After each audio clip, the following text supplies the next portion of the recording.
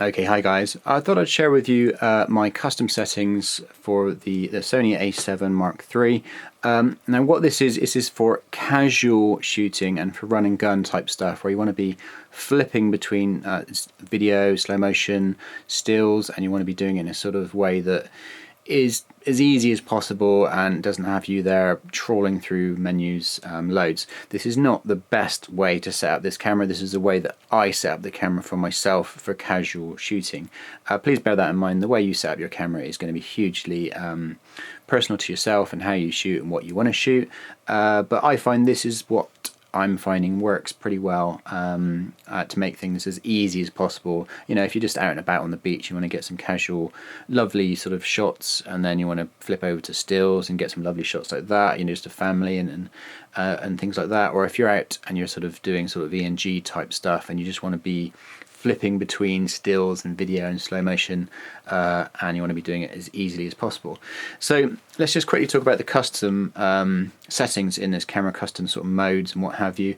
You basically, on your dial up the top here, you have your custom 1, you have your custom 2, and then you've also got your video mode, which basically recalls the last way you use the camera. I tend to use that as my third custom mode. Now bear in mind, if you change anything while you're in that mode, it's going to change everything, whereas the custom 1 and custom 2 will always return to how you saved those settings. But for me, it does have the memory 1, memory 2, memory 3, memory 4. It has 8 of those because you have it in custom 1 and you have it in custom 2. But what you need to know about those is that's saved on the SD card. So if you're changing SD cards like I often do, or if you're formatting your SD cards like I also often do to keep things nice and clean and not getting sort of, you know, not having issues with my SD cards, I tend to format them as soon as I've removed the footage. So bear in mind that all of those will get lost if you change SDs, or if you know, there's ways around it, but what I'm trying to say is I can do most of what I need to do just with my Recall 1, my Recall 2, and my video dial position mode basically. So let's go into what I have where and why. Actually, before that, I'll quickly just explain how you save things into your custom mode, in case you didn't know. Just saving things into your custom dial 1, dial 2 positions is just on the first folder, page 3, and you have these memory, basically memory and recall. That's how you go in and you basically get the camera set up how you like it, get everything dialed in, get your shutter speed, get your aperture, get your your picture profile, get everything completely set up, and then save it in there so that they're ready to go on the dial mode. The other thing you should know is we have the My Menu set up. Sorry, I'll try and make this video as short as possible, but there's always so much to go through when it comes to menus. You have your My Menu, where you can basically go in and add things and sort things and all that. I use that a little bit, I don't use it loads. You also have your quick menu, which comes out the box as just the function key. I've changed a couple of things on there, but that's another sort of custom area that you can choose to put things in basically. And then obviously you've got your custom buttons, which you can assign to do whatever the hell you want. And how you do that is in this second folder. Let me just quickly find that for you so you know where it is. Just go along to page 8 of 9, the second purple folder. You have your custom keys for your photo mode, and you have your custom keys for your video mode, and that's where you go in and you assign the custom keys to do different things. So you probably already know this stuff if you're coming from Sony, but if you're new to Sony, you might want to know that bit of information. So let's get back to me and how I set mine up. So my custom mode 1 mode, I use this as my 4K sort of highest quality 4K log video mode. Now you might say, you know, if you're a casual shooter, why are you shooting in log?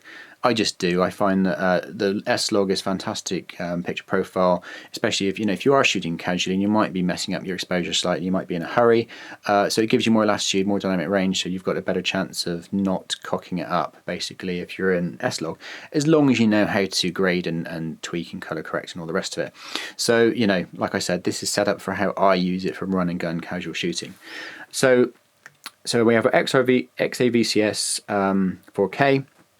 We have our shutter at 1/50th because I work in PAL So I'm shooting in 25p, so that's my 180-degree shutter nailed. I have my aperture at f2.8. Obviously I'm not going to be staying in 2.8, but that's a nice sort of like starting point for your aperture, so it's fairly wide open. It's not like crazy wide shadow depth of field, but it's a nice sort of starting point.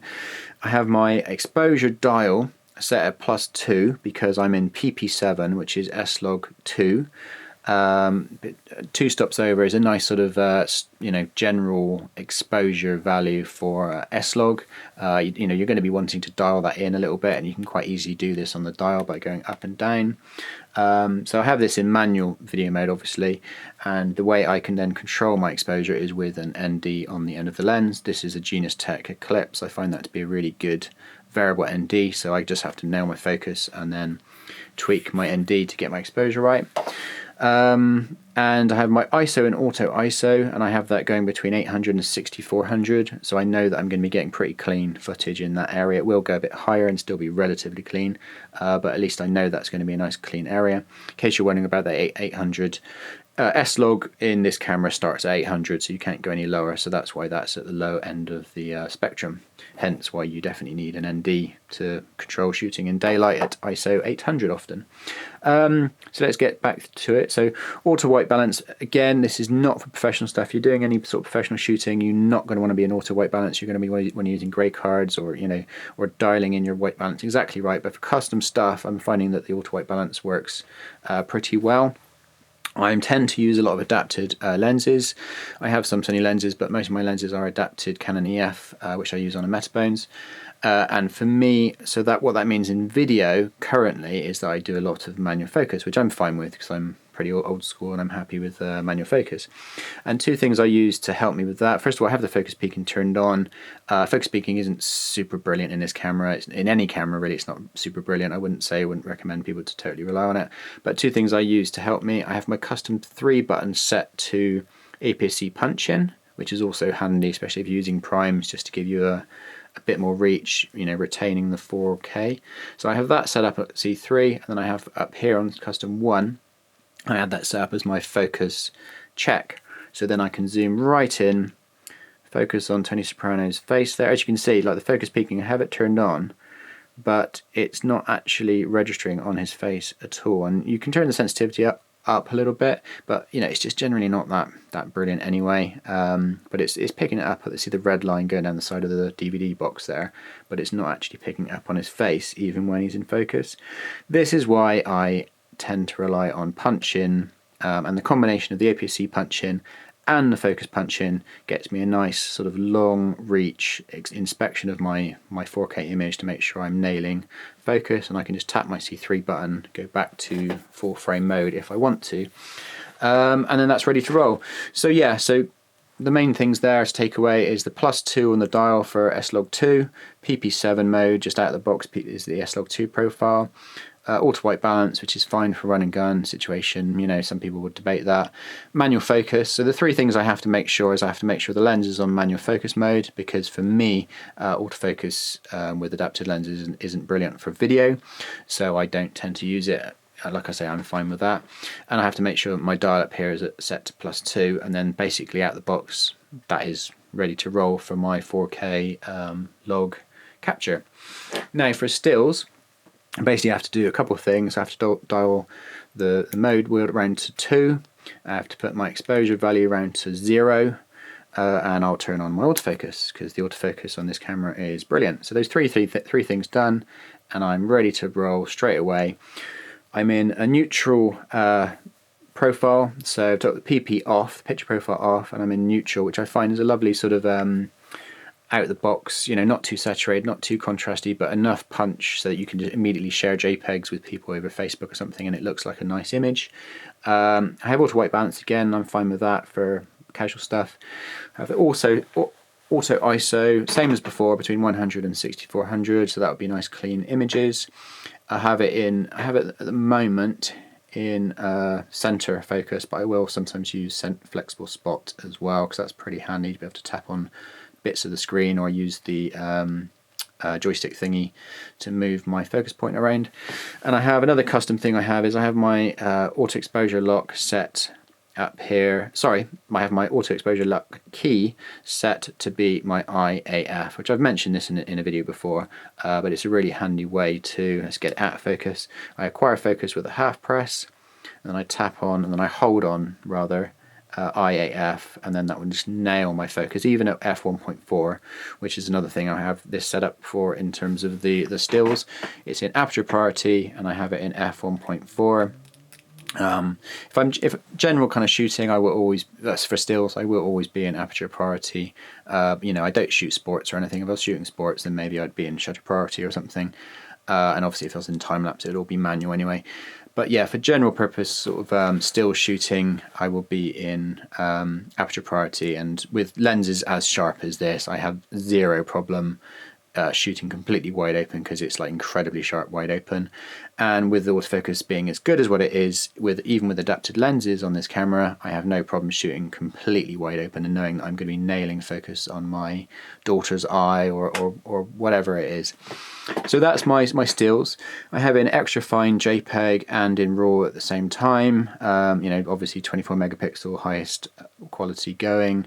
So that's the three things that I need to do when I flip from video to stills, is I whack it into autofocus, I whack the dial from the +2 to the 0.